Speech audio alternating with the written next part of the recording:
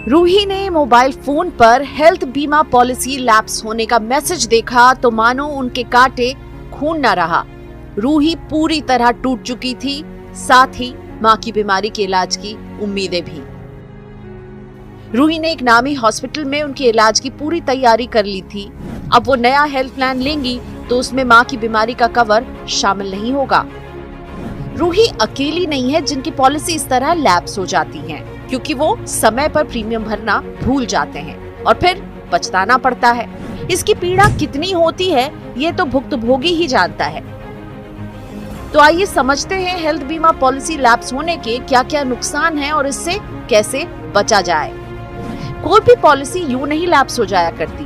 Premium भरने की आखिरी तारीख के बाद भी अमूमन 15 दिन का ग्रेस पीरियड मिलता है। इस ग्रेस पीरियड में भी आप चूक गए तो समझो बड़ा नुकसान। हेल्थ इंश्योरेंस में कई ऐसी बीमारियां होती हैं जो बीमा की शुरुआत से कवर नहीं होती हैं।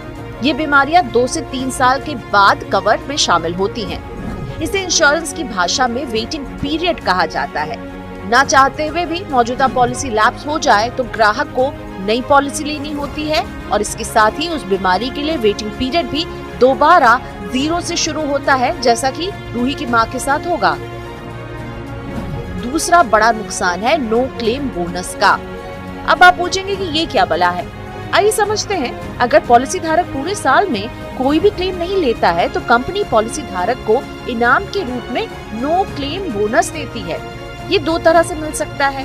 पहला, कंपनी आपके कवर की राशि बढ़ा देगी। ये वृद्धि 25 से 100% तक हो सकती है। और दूसरा, कंपनी आपको प्रीमियम में डिस्काउंट देगी। प्रीमियम ना भरने पर पॉलिसी लैप्स होने के साथ ही आपके नो क्लेम बोनस पर भी पानी फिर जाएगा।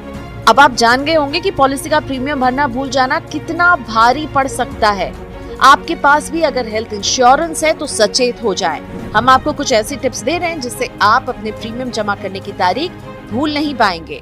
सबसे पहला काम तो ये करें कि अपनी सभी पॉलिसियों के प्रीमियम की जो तारीख है उनकी लिस्ट बना लें।